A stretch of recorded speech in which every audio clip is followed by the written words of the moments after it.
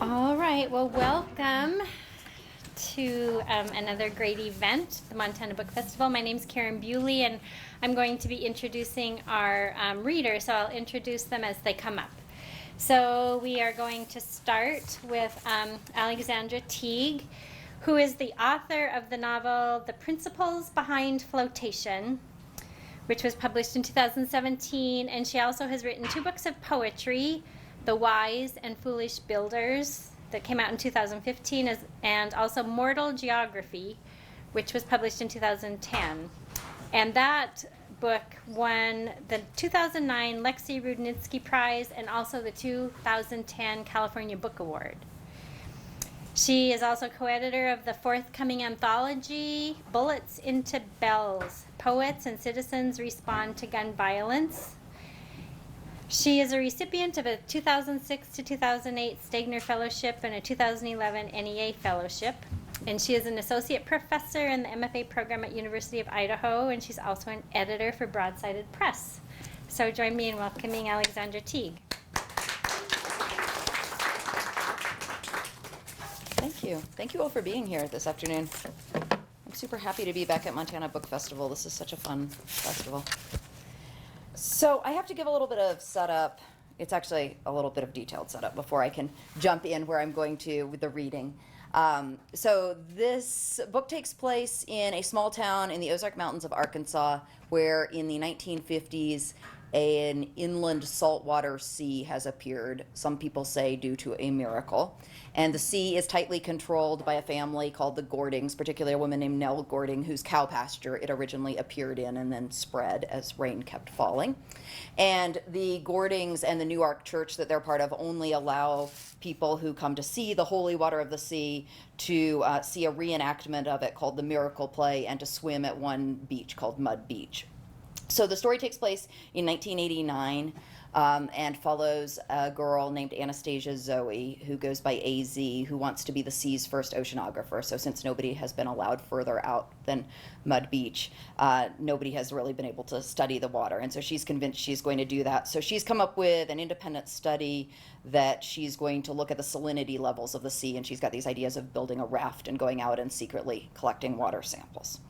However, and she wants to go to Sea Camp, which is a real place in the Florida Keys where people can study oceanography. So anyway, her goal is that the independent study is going to get her into Sea Camp. But she's gotten a little distracted because she has met a boy who's about a year older than her named Christoph, who works construction. He's building a motel, helping build a motel in town called the Starfish Inn, but he also considers himself a radical nihilist conceptual artist. And so he's been working most recently on a project involving dwarf statues, like Snow White and the Seven Dwarfs statues, and he's turning them into Rothko dwarfs. So anyway, that's important because those dwarfs have just been blown up by his mother, who has thrown his paint cans and dwarfs into a trash barrel. This is a little strange. Sorry, you've caught on to that. You also need to know AZ's mother is the town librarian. Her father is the town journalist who keeps track of all of the stories that are always sort of strangely happening around the town. And AZ works for the summer washing dishes at the one Chinese restaurant called Seven Happiness, where there's a scandal going on because a local minister thinks that the Buddha statue on the counter is a statue of Satan, which actually did happen in the small town in Arkansas where I grew up. You don't even have to make up very much for fiction. And there's also a reference to the local homeless man whose name is Big Bob, who's known for setting up electronic systems and things around town. So anyway, we are now in chapter 9, where AZ has been waiting for Christoph to call. She had given him her phone number right before his dwarf statues blew up, and he bicycled away dramatically, and she has been waiting, as 14-year-old girls do, in her room for his phone call. After dinner, AZ sits in her bedroom like she's done for the past 5 nights and makes deals with her speckled trout Cousteau. If he crosses above the sunken treasure chest, the phone will ring, but Cousteau stays in the corner with Ballard and nothing happens.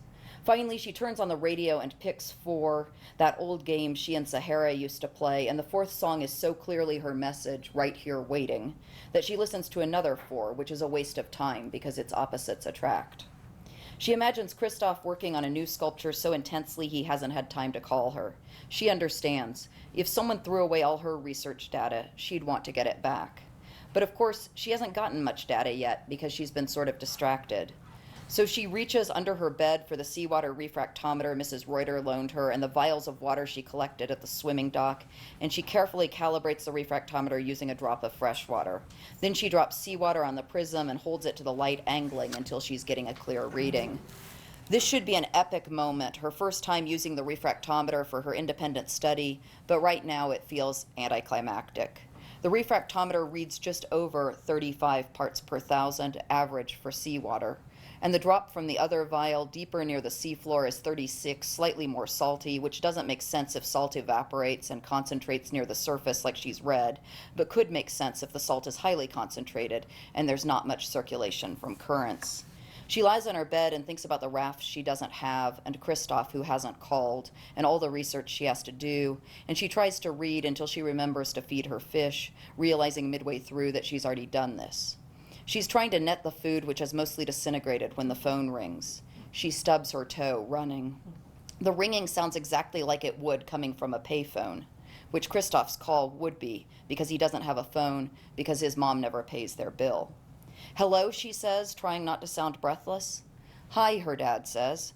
"The Gordings are rounding up chickens. I guess the ones that have blown off the Chuck chicken trucks have been making a molting mess at Mud Beach. I thought maybe you'd want to come." "You thought I might want to come watch chickens get caught?" She can't believe her dad is tying up the line for this. "Yes," her dad says, "I'm doing a front page story. Greg says chickens can't see in the dark, so the Gordon guards are trying to net the chickens without flashlights and take them to the Ark Park." "Why don't they just take them back to Chuck Chicken?" "I guess there's room now that the flamingo's gone," her dad says, "and Nell says they're her chickens since they've bred on the beach. I can pick you up. I just need to finish the ad for Egg Roll Extravaganza. Two's running a special." I forgot to say, her dad also alliterates everything for his headlines. "She is," AZ says. She doesn't remember a special during the lunch shift. "Yes," her dad says. "I was just eating dinner over there, and I told her that the note that said heathen filth means some people like her egg rolls better than her Buddha. So she should move the Buddha to the kitchen and put out coupons on the front counter instead." AZ wants to point out that this is kind of a violation of Two's religious freedom. And also Reverend Bix isn't likely to stop back by, and also now AZ is going to have to wash 1,000,000 extra greasy plates with hot mustard and goopy plum sauce. But she doesn't have a better solution. Right now she just feels sort of sad about everything, imagining herself washing egg roll plates and coming home to feed her fish and going back the next day to wash more. "Okay," she says, "I guess I'll come with you." She's stuffing research vials in her backpack because the darkness of the chicken capture should be useful to sneak away for water samples when the phone rings again. "Yeah," she says, sounding obviously bored so her dad will catch on and quit calling to tell her dumb chicken facts. "Hiya," Christoph says.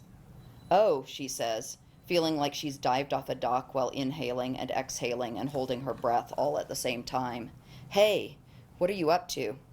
"The power got shut off," Christoph said, "so I went on a ride. It's really hot outside too, though, and it's really, really hot in this phone booth." AZ doesn't like this fact. Probably he'll want to go soon. She has to think of something good to say. "So have you been working on a sculpture with the other dwarves?" "Sculptures are dumb," Christoph says. "Oh," AZ says. "Yeah." She feels like she should have thought of this. Sculptures kind of are dumb. "Before the TV shut off," Christoph says, "I was watching this crazy show about this woman named Anna Anderson who claimed she was the Princess Anastasia, you know, from that Russian family." Yeah," AZ says, "that's who I was named for. My mom was reading this book about the Romanovs when she found out she was pregnant. The Zoe part is from my dad, who ate at a Furs cafeteria in Texarkana while he was waiting for the bus to Campoloto. She realizes she's starting to tell a long story like her mom always does, but she can't help it. It's like if she keeps talking, Christoph can't disappear off the phone." "Maybe that's why I thought of you," Christoph says. "There was this funny part when she was talking about the firing squad, and she said it was all shit, shit, shit, and the interviewer was looking at her like she was some crazy old bag lady. No one could tell if she really was the princess. I don't think she even knew." "Wow," AZ says. "Christoph has just said he was thinking about her, like when she wasn't around. And even though he maybe didn't know her first name, also somehow he did." "I'm going to ride out to Gording Way," Christoph says. "Big Bob says there's this great junk pile by this cave he used to live in." "On Gording Way? By Nell's house?" "Who's Nell?" Christoph says. You know, the woman the miracle happened to. She lives by the sea and doesn't come out much anymore because she's really holy or stingy or whatever. I've never talked to her, but she's the first person who saw the sea, which is cool. Yeah, Christoph says. Your mom showed me this art in America about this dude who convinced some rich people to pay him for the idea of digging a ditch across their driveway. He didn't even have to really dig it. They just paid him for the concept. AZ isn't sure how this connects to the sea. She also wonders when Christoph was at the library. What if he was there in the past 4 days while she was at work and she didn't even know? You want to come with me, Christoph says. We can go see some shit. AZ is nervous about riding towards Nell's house, which is probably the last place they should be trespassing. I should also say she has just spent some of her sea camp savings to buy a bicycle in case Christoph calls. Teenagers. But also she's really happy even with her burning, knotting legs, her numb butt, her gears that keep slipping when she tries to ratchet them, and her helmet, which she shouldn't have brought, clattering in her backpack. She feels like an oceanographer who is also maybe a princess, who is also maybe a person pretending to be a princess, who never got shot in the head. She feels like her calves are going to burst, like she's going to hyperventilate and roll backwards down the hill, like when Christoph stops finally at the top of the next one and calls, "Come on, Anastasia," she's going to float to the top without pedaling. By the time they reach the edge of town, her trailing behind and then catching up each time Christoph stops for a drink of Mountain Dew, the sky is getting dark. "Hey," she calls, "do you have a bike light?" She's not sure how they'll see anything in the woods. "No," Christoph calls back. "Light gets in the way of darkness." It's true, they can see better when no cars are passing, or at least they can see just ahead the curved outline of the Ark Park sign and 4 people waving signs and chanting, "Chickens are people too, chickens are people too." Then there's a little scene where they run into Sahara and some other of the kids from their high school who are having, at Sahara's behest, this protest about the chickens being taken to the Ark Park. Sahara is always protesting everything. And then they borrow a flashlight from Sahara and bike on. So they're now at Nell's land. AZ has always pictured Nell's land being fancier, not rusted barbed wire, which she's climbing over with shaky legs, and thickets of black walnut and oak, and a ground cover of brambles and burrs, and probably a million little deer ticks. The woods feel crawly and dark, like being inside a log. She tries to reassure herself that Nell doesn't have a locked gate, just a cattle guard, so she must not really care about trespassing. "This way," Christoph says, "I think." They've left their bikes on the other side of the barbed wire in a ditch by the road, and he's walking fast through the woods. "So Big Bob used to live out here," AZ says, almost running to keep up. "Yeah, when the sea first appeared, he thought it was an acid flashback." Christoph laughs. He didn't realize for a couple of years that there was real water. AZ has never heard this story before, but it makes sense. "Yeah, he's kind of crazy," she says. "He's a genius," Christoph says. "Maybe. He's good at setting up the speakers for dances at school and stuff." "He set up all the stuff for the sea, too," Christoph says. "For the miracle play?" "Yeah, and the waves." "The waves are from wind," she says. "That's what forms waves." Christoph laughs. "Reality is arbitrary. Einstein says so." AZ doesn't really see how the wind forming waves can be arbitrary. There's a whole science to it that she's going to study, but also she does understand. It's like Terrence and the unicorn. Terrence was 20 when he finally graduated last year, and before that he was the only kid with a mustache because he'd had to repeat so many grades. He drew his own design for his unicorn tattoo, and he had a t-shirt of a silver unicorn that would have been wimpy if he hadn't been so tough. Once a kid said, "Do you believe in unicorns?" And Terrence said, "I don't believe there are any right here, but I haven't been everywhere." Not that AZ believes in unicorns, but she understood. There's a lot more to the world than people think, a whole sea of salts and algae and currents. And even though she knows that Big Bob has nothing to do with waves, she also understands that no one understands exactly how waves form on the Sea of Santiago, or no one yet. Christoph has stopped, and when AZ catches up, she realizes they're at the edge of a cliff. The next ground is about 10 feet below, and down the hill from there is the sea, a silvery black moonlight shimmer between the trees. "Oh my God," she says, "it's right there." She's never seen the sea from anywhere but the Miracle Play and Mud Beach. Christoph is peering over like he's thinking about jumping, but instead he walks along the edge, scrambling down the hillside, which is steep, so AZ has to hold onto trees and roots when she follows. Underneath the overhang is a shallow cave, curved like a natural amphitheater or a shell. The air feels sheltered and cool, and the walls arch around them on 3 sides, pitted and dark and damp, as if the seawater has just been here. She sits on the cool stone floor of the cave with her legs dangling and looks out at the water. This is amazing, she says. Did you know the caves in this area were created by an ocean that used to cover Arkansas and Missouri millions of years ago? That's what made the area karst. I wondered why it was cursed, Christoph says. AZ isn't sure if he knows the word karst and is joking, or if he really doesn't know, but it's funny either way. He's shining the flashlight over the side of the ledge. Hey, there's a mattress. She scoots over and peers down. There's not only a dirty, lumpy mattress in the leaves, but also an old washing machine and a bunch of tin cans and boards with nails sticking up. You could find all kinds of things for art down here. She starts to say sculptures, but remembers in time. Christoph doesn't say anything. He jumps down, which seems sort of dangerous, and then he does this amazing thing. He turns and holds his arms out. For a second, she's weightless, like in Flashdance, only without that stupid unitard. Beyond the mattress, in the moonlight and the flashlight beam, she can see rusted box springs, tin cans with lids hanging off, the fender of a car, and some small bottles that look old-fashioned and medicinal. She walks carefully around the upright nails to keep from slicing through her Converse. We could make a raft down here, she says. You know, with all these boards and maybe a couple bigger logs you could get when you're working at the Starfish. I quit, Christoph says. Real artists can't work on anyone's schedule. You quit, AZ says. She's about to ask what kind of real art he's going to make instead when he unzips his backpack and pulls out a rolled-up magazine. In the flicker of the flashlight he's holding in his teeth, she can see the Compoloto Public Library sticker below Art in America, 1982. She tries not to think about how much her mom hates for magazines to be rolled up. She tries not to think about her mom at all, how late it is. Check this out, he says. It's Christo. AZ thinks he's making a joke about his own name. But then she reads the caption, Christo's Pink. It looks like a sculpture, but maybe she's confused about the line between concept and sculpture. And anyway, it's one of the most beautiful things she's ever seen.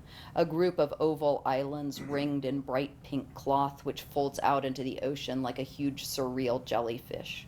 Or that algae bloom she saw one time on Jacques Cousteau. Where the beaches would be, a wave of pink ripples out from the land, everything that isn't water distilled into a single electric bloom. Wow, she says, where is this? Miami. It's so gorgeous. Did you see it when you lived there? It was already gone. Christoph rolls the magazine back up. That's part of the point. Real art shouldn't be permanent. He bends over again, leaning into a clump of pokeweed in the middle of the clearing, and picks something up. When he stands, AZ can see it's one of the cow statues from the Miracle Play gift shop with its legs broken off and cowrie shells dangling from its head where they used to form ears. Hey, there's a boat in here, Christoph says.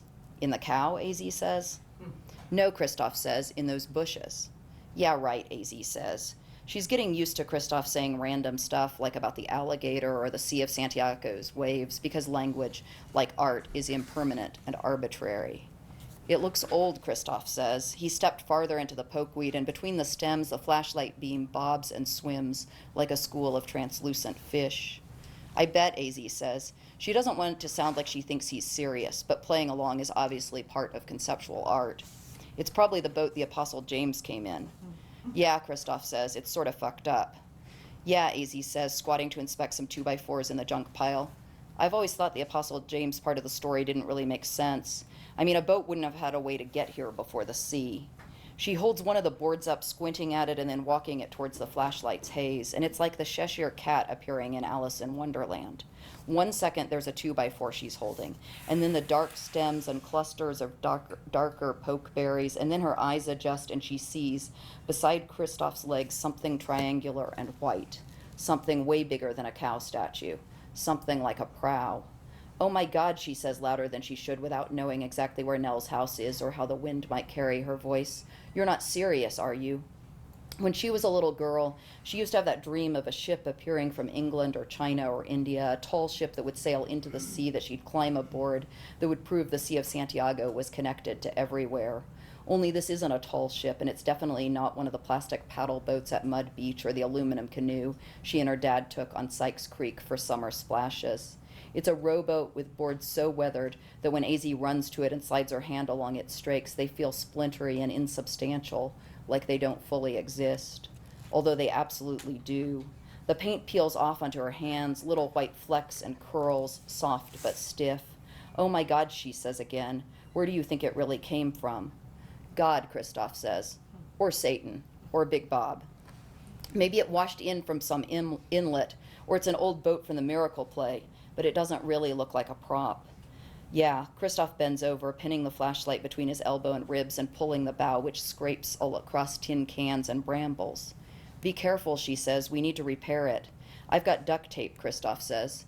Duct tape fixes everything. AZ has never heard of using duct tape to repair boats. We probably need epoxy, she says, and oars. She only sees one, and it's split up the paddle through the handle. Yeah, Christoph says again, pulling as the bow scutters nerve-wrackingly. We have to be careful, she says. It's okay, Christoph says. I used to be a carpenter.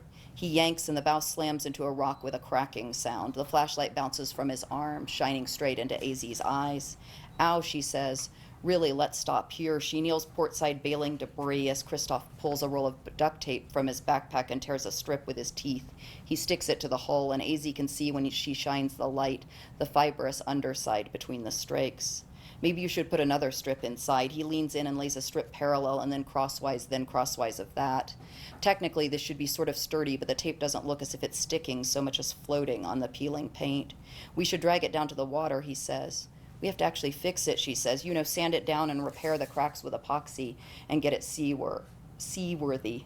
Christoph doesn't answer. He's pulling the boat again, which lugs toward him with a shuddery but not a scrapey sound. He keeps dragging until he's down on the clay and roots by the shore. Out from under the trees, the moon is brighter, and the boat, even with its weathered paint, glows against the black water, like the first phosphorescence Pliny discovered rising from damp wood. We should pull it back up a little, she says, but Christoph wades the other way into the sea in his boots. What are you doing? Duct tape fixes everything. He leans over the starboard and hoists himself in, pushing off at the same time so the boat rocks towards him and then out into the water, almost capsizing. Oh my God, she yells before she realizes she shouldn't. It can't support you. It's a boat, Christoph says. It's supposed to hold people. And he's right. It's already righting itself. The wide flat bottom coming to rest again in the water. Get in. Stop there.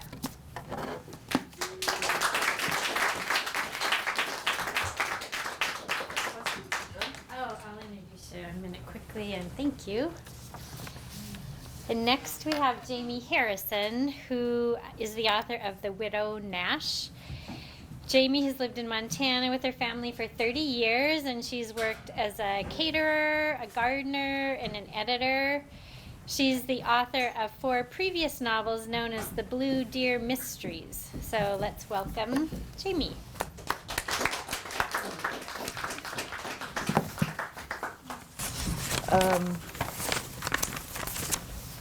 So this book floated into my head in the midst of other things I was doing for a living. I wrote other mysteries, did screenplays which paid the bills but weren't produced, and I did a lot of editing for other people and research. But I'd always wanted to write something about my great-great-grandfather, who was a mining engineer. Some of you have already sat through some of this, I think, but a mining engineer named Ludlow who traveled from Cornwall to Nicaragua at the turn of the century, or excuse me, mid-last century, 1850, and he left behind some notebooks. They were filled with things like mining receipts, bad poetry, newspaper articles. It made very little sense, but it was fun to look through, and it sort of stuck in my head. The other thing that got me to write the book is I had the vision, almost a vision, of a woman walking off a train in the middle of nowhere in Livingston, Montana. We have an old train depot, a beautiful Stanford White train depot, and I just thought I was fascinated with the idea of a woman just simply disappearing from her life. And once you want to have a woman walk off a train, you have to know why she did it, which is part of figuring out who she is. What is she running away from? What's she running into? Is this an act of cowardice? Is it an act of bravery? And what world does she pass as she goes? I thought of doing a nonfiction book about it. I've been doing research in Butte, but I gave that up. Hilary Mantel has pointed out that all writers are failed historians, and I think that's true. I just have a deep and constant desire to make things up. So I gave up on the nonfiction idea, and I kind of built a fable around all the research I'd done. I did a ton of research, looked at a lot of illustrations, and then I threw most of it away and just started writing. When I was nearly done, I came up with my favorite epigraph, Mark Twain, which is one of about 1,000 that he's been blamed with. Get your facts first, and then you can distort them as much as you please. So this is the story of a well-traveled young woman named Dulcie Renfrey who hits a crisis in 1905. Her father, Walton, is a mining engineer and earthquake enthusiast, and he's also had syphilis for 20 years. And so they travel around the world, checking out earthquakes, looking at mines that he's been investing in, and visiting clinics to cure his disease. He's lost most of his memory and his mind as the book begins. And he's also lost a huge sum of money that belongs to a man who Dulcie was engaged to, named Victor.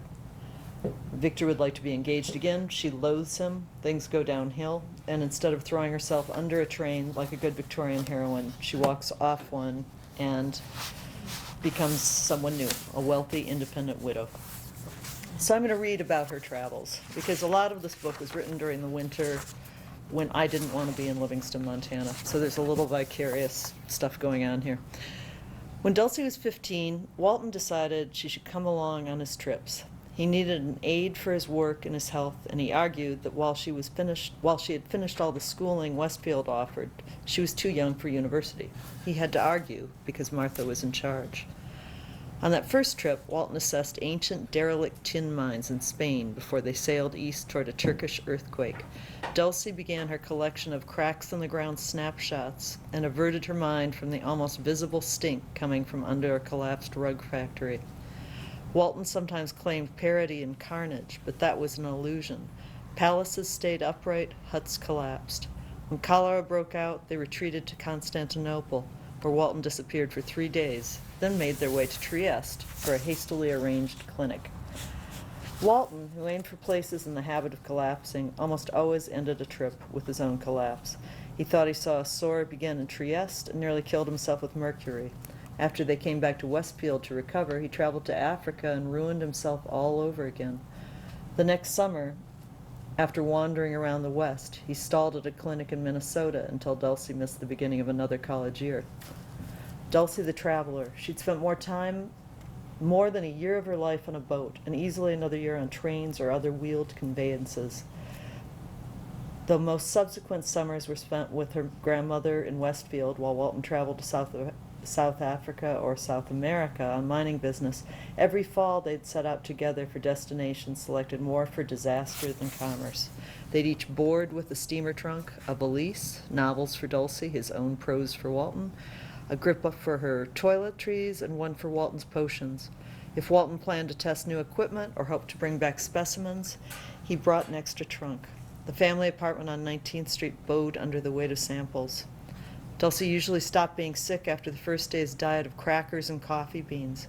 Walton, despite testing lemons, chloroform, creosote, and Weevily biscuits, always persevered, eating breakfast and blustering up to the deck as if there was no issue, then rushing to the side. His stomach always settled at cocktail time. "Why don't you just drink all day?" she asked once. "Stopping is difficult when you reach dry land," said Walton. She had her days to herself, and she would take to the deck with a book, holding it up to her face and wearing blue glasses for extra opacity. The chaise lounges were usually bolted down, but the fastenings were almost always loose. She read to a sway-lurch rhythm. Sometimes, to escape the wind or her fellow man, ship's doctors were often handsome, but there was always some good reason, gradually revealed, that they were marooned on a boat. She read in the nooks behind lifeboats. After the first few days, she talked to people and play. Cards on a still day, chess or dice or shovelboard when it was windy. Ring toss was more exciting on high seas, after dinner and wine. After dinner and wine, she'd become a social butterfly. In the morning, the fact that she always found this transformation surprising depressed her. So she escapes. She's on a train across the country, and she decides to ditch her life. Her father's died, and she just can't face the future. A woman gets off one train and onto another, and no one human sees both moments. Of the people who notice her at all, the men remember thick dark hair, worn up, a married woman, her shape and nervousness, and the women see the red hat, the hint of a blue dress. She was pale, not so pretty as to be worth long study, and her good taste might have been accidental. They remembered that she did not wear mourning, that she was alone and self-possessed. They assumed she was well-traveled and married, and not a crazy girl who'd fling her body out of a train window. In her first week at the Elite, this hotel she lands in Livingston, Montana, Dulcie spoke to no one but hotel staff, the librarian and store clerks. She had most of her meals sent up and spent her time reading in the sun of the south window. She read books that annoyed her about people who, not being real, could die with meaning. And she moved to the east window whenever a train arrived to gauge its passengers for Victor's spies. When the lobby and streets seemed quiet, she'd slip outside and slide on frozen clay streets, mummy-wrapped in woolen scarves as she zigzagged toward the river, snapping ice and steam and eagles. Wishing she'd never left the Elite, wishing she'd never left anything. She would begin to bawl, silently, but this was no polite ooze from a pretty corner of the eye, keeping her eyes on the black ribbons of her skirt, the warped, icy sidewalk boards. When these spasms passed, her sister was better off without her, her father was out of pain, and Victor would ideally spin on a pike and die alone. She would feel like she was holding her breath. She wanted to burst into movement like a child, like a horse losing its head and bolting. No one could make me do anything, thought Dulcie. Running away was childish, but was it cowardly to run into a new world alone? It made her feel tired, and it made her feel lonely in a new, hard way. Aloneness had always been finite. Walton would be discharged from a clinic or die. She would go home to find both her grandmother and a future. She hadn't considered the oddity of not even being able to write a letter to another human being, or the implication that she no longer existed. So she just has to start new entirely, and she's in Livingston. I wrote a lot about Livingston. I actually thought about setting this in Missoula to give her a little richer, fuller life and maybe send her back to school, but I settled in the town I knew. So I'm going to read one more passage from the Livingston bit, and then I'd love some questions rather than just reading. Everybody can read a book, you know. So her windows faced south and east and took in the strip of shops on 2nd down to Lewis, the corner of Calendar and 2nd, where businessmen met to gossip, the alley behind the Masonic Temple and the theater, packed with tavern back doors and 3 Chinese storefronts, a noodle shop, an apothecary, and a laundry. At night, everything took a shift to the strange. Dulcie saw it all through a net of electric wires and telegraph lines, cables plugged into every downtown building. Once she saw a wagon roll past with 2 caged men in back, fingers curled around the bars like zoo animals, while a policeman on horseback poked at them with a stick. Irving explained that the cage was the open-air jail for the town to the north. Often the police found it easier to bring the whole problem to the county seat. No one seemed to pay attention to the cage, but the following week, when there was a fire halfway down the block, flames shooting up several stories in the windless cold, the sidewalks filled, Irving told her it was a cigar factory, and though she thought he had to be insane, this far away from Cuba, when she opened her window, just for a moment, in the bitter cold, her room filled with the rich brown of tobacco. She could see firemen trying to knock ice out of their hoses and hear the crowd ooh and ah. She wondered if the fire might spread and if she should be worried. When the water wagon horses started to snort below her window, she thought sparks had traveled, and then saw that what had upset them was a new wagon pulling up, wolf and coyote pelts topped with 2 dead mountain lions. They looked alive in the firelight, and the trapper in the wagon drank from a bottle while he watched the tobacco burn. The photographer Siegfried Durer's newly built studio was kitty corner to her room, with a glass roof that was shiny and clear on the north side of its 2nd floor, and Dulcie watched him fumble with his lock each morning and evening. Carefully dressed people filed in and out all day long, and sometimes she'd see the explosion of a bulb through the glass roof when he worked into the night. Once she saw a couple carrying a baby's coffin inside, a flash of light, and they left again with their box. But then I let her have fun. It's just hard to read those passages. It's excessively bleak. But it was fun to write, and I wanted to try to write, I wanted to set it in that time period. I was interested in the time period, and I wanted to make a point of how modern people's lives really were, even in 1905, how we tend to think of our grandparents as being very polite, and they really weren't. Any diaries you read, any accounts you read, people really did have rich, full lives. So I gave one to her later in the book. How old was she when she landed in Livingston? 25. Old enough to be a widow. to pass as that. And I did that so that she could have some freedom, because if you were a woman alone traveling at that time, people paid attention to you. People noticed too much, and it was a way to give her some freedom, to give her a life, and ultimately to let her have a lover without, I don't know. Yeah. Also, it struck me when I was doing research in Butte for a year, the number of stories in the newspaper about people who had sort of mysteriously shown up in town or disappeared from town, or people who were maybe not really from where they said they were. The amount of gossip in the newspapers at the time was astounding. You know, just amazing. So you're saying reading newspapers from that period Mhm. that you found? Yeah. You can still, I don't know if you still can at the archives in Butte, but you could read the whole paper. You know, you could put your gloves on, read the whole thing, and see it all in context, and it was kind of stunning. I mean, it was news of either Clark's paper, the Miner, or the Anaconda were filled with gossip and filled with suppositions about what people had really done in the past, or where they had gone with this money or that money, and it was so easy to disappear back then and to start over again.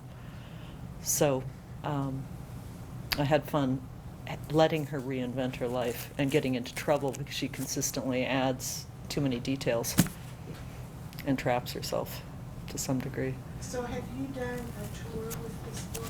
I did this summer, yeah. Mostly West Coast.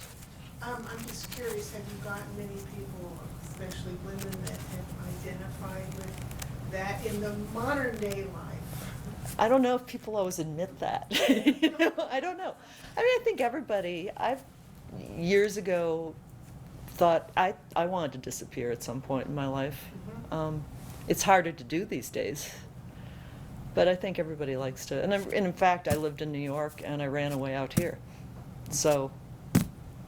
Well, because I mean, I personally, I have read your book so far, and I really identified with Did you? with her, yeah. Is this good or bad? Yeah, interesting from a different Uh-huh. time, and like Yeah. what you're saying, and it's like, you know, my life, you know, Right. fits in with that at this point, so I really love it. Yeah. I wanted to think about how alone you'd feel, and then that sort of freedom in making it all up.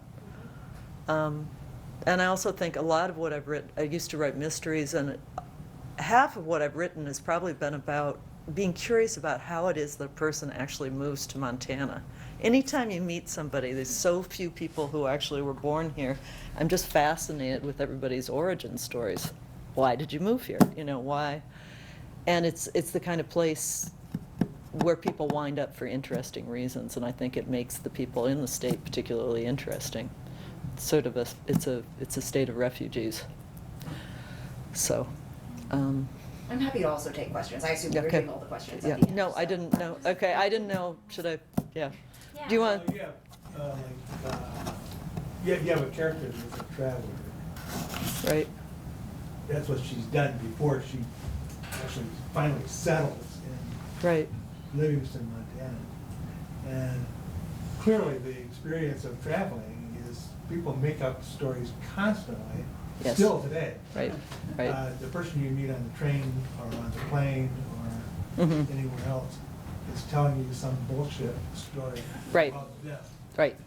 Uh, Internally, yes. You gotta be a little Which is careful. why we read books on planes, right? Yeah. Yeah. So I mean, it kind of fits in pretty well. Yeah. here. Well, and part of the thing about the notebooks that my great-grandfather left is that he went all over the place. 1858, he went to Nicaragua, he went down the coast of Chile, and he was not a hugely wealthy man. He would go to Mexico to visit his brother who settled down there, back and forth zigzagging around the States. So, yeah, I think, and it was winter when I was writing it most of the time. And there I am, stuck. I know you're supposed to read about or write about what you know, but there is an urge to write vicarious scenes set in, Istanbul during an earthquake. And I had a lot of fun looking up things that I didn't know. Well, I wanted to ask you about the earthquake. Why? Well, before every chapter, you've got this little list Mhm. of earthquakes. They kind of skip around in time. I don't know Well, they're supposed to be by date. So he had a theory, her father had a theory that the solstice, they had more earthquakes. So they're September. It can be September 900, September 1900, but that's the order they're in. And I don't really know why I came up with that, but it gave me a little framework to work with, and it actually gave me places for them to go. You know, if there was a huge earthquake, if this is set in 1905, then I should send her to wherever there was an earthquake in September of 1900. And it was fun that way. The randomness of it was fun. Where was your great-grandfather from? Cornwall, Oh. like the character in the book, yeah. He was an orphan. He was born in about 1840 in Cornwall. So from England he was going. He, all these places. as soon as he could travel, he landed in Nicaragua, and he worked in mines in Chile and then up and down the coast in the gold fields, like Lone Pine. He was in the earthquake that I describe in San Francisco in 1868 and stuff like that. But then he went back and forth all across the country. And he happened to have a daughter who was my great-grandmother who traveled with him and had a miserable marriage. So part of the idea of having her run away is that probably my great-grandmother, yeah, who lived in a house with her husband without talking to him for 30 years in Copper County, yeah, just miserable thing. So sometimes women should run away. Not me. Next question, where does syphilis come from? Well, a lot of people had it then. Yeah. They really did, and it wasn't, I think the first real cure was 1909. And when I was reading things about Butte or reading history in general, just a stunning number of people suffered from it, especially people who traveled. Any composer worth his salt in 1900 had syphilis, or writer, or painter. And you're trying to come up with a plot. I knew the father had to die, so he might as well die in an interesting way, right? Just so, anyway. Well, thanks. Do you want to do some questions now? People have questions. So I went for Alexander, so the Butte Archives, I've been there, that's a lovely place for research. And so as you were reading about, the water samples, it made me think, gosh, how much did you know before you started writing that character about her quest, and how was your research process? Yeah, I knew virtually nothing about oceanographic research Yeah. before I started that. And actually, in the early drafts of this book, AZ wanted to be a sailor instead, and she wanted to try to sail across the ocean to someplace beyond Arkansas because she was convinced that it's secretly connected to something. And her mother's always pulling out the National Geographic Atlas and pointing out all the states that surround Arkansas. But that was her dream originally, and I didn't know much about sailing either, but I had done all the research for that. When I decided to make her into an oceanographer, I didn't know that refractometers existed to measure saline levels or anything, so I had to figure out what a 14-year-old girl could get her hands on, how she might go about doing that research. So there was a lot of reading about that and about boat building. But it was because she doesn't, because of her age, she doesn't understand everything about boat building either. So I gave myself a little bit of leeway. It's probably not entirely accurate in those ways, but it's close enough for whatever. And also because it's set in 1989, she didn't have the internet to just look up more information. She had whatever books that she complains, are sometimes outdated that are in the public library that her mom runs, and that's what she can read. But yeah, it was fun to research and try to figure that out. And no one has called me out yet on it being super inaccurate in any of I've got friends who are naturalists. There is always that fear that Yeah. Well, it's easier with historical, really historical in some ways because nobody is gonna Oh, tell you don't you, want to but- screw but you it still up, don't wanna though. You screw it don't up, wanna I screw know, it up. but- Yeah. But having written, 19th Well, century there's stuff always myself the too. diehard historian. That's people true. who are gonna, Yes, and in fact, pick up yeah, on I the have gotten, smallest details. I had to write a very careful author's note about just when somebody made the first transatlantic phone call. I covered, and people in Montana, because it's set here, are all over me about, well, what street, what house was this, and I'm like, I made it up, So it's like, fiction. But it's fun. So other questions for either of our authors? What are you working on now? Me? A book about, how did I put this morning? A book about telling a woman's story. It's set in 2000 through all her failed writing attempts. Her fictional versions of her life. It's sort of fun so far. Who knows if it will work. I'm about halfway done. And I'm working on a new collection of poetry, and I've got an idea for a speculative fiction novel. I'm just barely starting that, which is going to require some major, it's set in 1939, so it's going to require some major research. So will you both speak about your publishing processes? How things went?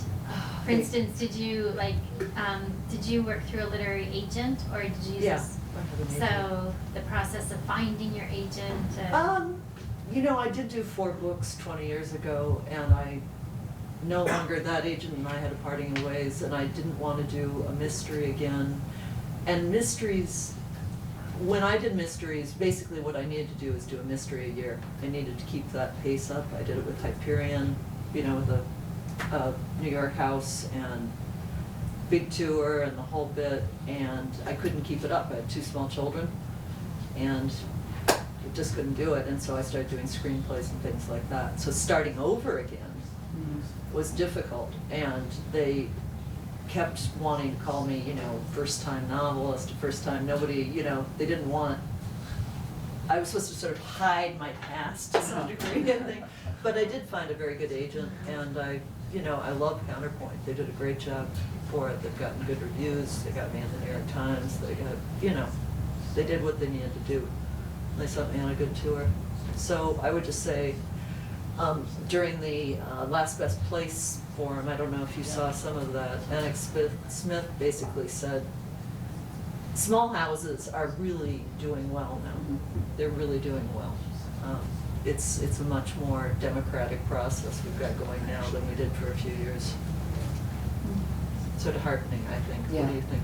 Yeah, well, being a poet, I did not have an agent for my first 2 books, and then needed to find an agent for this. Had a friend who recommended me to his agent, who asked for heavier revisions. Ended up, after a year of revisions, not taking the project, which was pretty heartbreaking, and then I was sending it out to all these other agents and having near misses, and finally found an agent who was very new to the house he was working for, or the agency he's working for, and actually I was the first project he took on. He'd been interning with them and had just become an agent, but I found him because on an online listing of new agents, he described the kind of project he was looking for, and he said he was looking for a quirky coming-of-age story set in the summer in a small town, preferably in the South. It was this uncanny thing. I swear it mentioned water and birds, and it was everything that. So I wrote to him and said, "You described my book," and he wrote me back a day later and said, "I want to read the whole thing," and then called me 2 days later and said, "Yes, I did describe your book and I want it." So that was amazing. And he thought he would be able to sell it pretty quickly, but it took a year because it's a coming-of-age story with a kind of strange voice to it and quirky characters and everything. I kept having YA editors who thought that it was too adult, and adult editors thought it was too YA because the character's 14 and everything, so it kept almost getting taken and not. So anyway, finally landed with Chelsea Emmelhines at Skyhorse, and yeah, I had a great experience with Skyhorse. I mean, they're a smaller New York publisher, and they were really wonderfully attentive, I felt like, and got the project, and so that ended up good. So I felt like it was a matter of finding people. But at it's a smaller exhausting. agency. Yeah, Yeah, it's it's exhausting. exhausting. Yes. Yeah. Yeah. Altogether, that was Yeah. like a 3-year Just- process of yeah. finding the right person who would get it out. Right. Yeah. Some fun. So stories of persistence. Oh, I guess so. I feel like yeah. everything in the writing life is I story and think, persistence, yeah. right? Yeah. And editing. I mean, did they Yeah. edit you? Yeah. Quite a bit? Yeah. I went over, I did a couple of drafts. Yeah. It's long. Yeah, she gave me really useful comments. I mean, But we it's only good. spent about a year, I mean, it was a year between her taking it and it coming out, so there weren't that many months of edits at that stage, but definitely some incredibly useful feedback. Other questions? So, do you see yourself in some of the characters? Like, do you kind of describe yourself? Certainly. Well, with mine, one of the reasons that I wanted to write a character this age is that I remember remember being that age and thinking that everything was the most dramatic thing in the world. And I had an older mother. She was almost 40 when she had me, and she was always like, someday you'll see that this is not all as, And I was like, no, but it is. And so, in retrospect, I find that sort of mindset amusing, but also, I was passionately interested in things, and so I was just interested in writing a character that age. And so AZ is definitely in ways a version of myself that I got to kind of laugh at in retrospect. But also she really took on her own character and interests, and I've always been very literary and not into sciences and everything. So, it was important to me also, and one reason that I didn't write it first person is it's important to me that she feels separate from me and have her own way of thinking about the world. I think it's much harder if you do I would have Yeah. trouble, yeah. So, some parts certainly of that character are like me. She has many interests, there's crankiness. I don't know, it'd be hard to pull apart what is and what's completely made up. But one thing, the first time when I wrote mysteries, I wrote them from a man's point of view. And it gave me such freedom because nobody realized it was me. Essentially that a lot of those opinions, a lot of the misbehavior, a lot of whatever you throw into it, it was a great distancing thing. And I really recommend that everybody try writing as the other sex because it's fun. And it's interesting. And your name, because it could belong to either gender. Well, I meant the character. No, but I mean, yeah. but you as an author, Oh, because yeah. sometimes particularly, I think if women are trying to write from a male point of view, if their name sounds like, Elizabeth, Right. it can be harder. And so sometimes authors use their initials because, Deliberately, yeah. coming down from the publisher or the editor saying, hey, I think there were a couple of early. The author photo is a problem, yeah. Yeah, that's true. Yeah, that's true. Yeah. A couple of early reviews on the mysteries did think I was a man and reviewed it as if I were. So that was amusing. It was good. Yeah. Right. What else?